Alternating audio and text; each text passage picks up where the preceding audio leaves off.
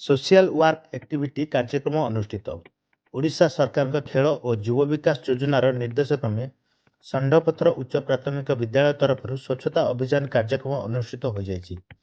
अध्यक्षा श्रीमती ज्योतिर्मयी ज्योत्स्ना दास नेतृत्व में विद्यालय छात्र छात्री मैंने स्वच्छता अभियान स्लोगान दे ग्राम परिक्रमा कर षंडपत्र बजार सफाई और ग्रामर समस्त नलकूपर चतुर्पार्श्व सफा करने सहित नारी शिक्षा निमंते लोकों सचेतन करने उद्देश्य नृत्य और संगीत माध्यम सचेतनता वार्ता प्रचार करते।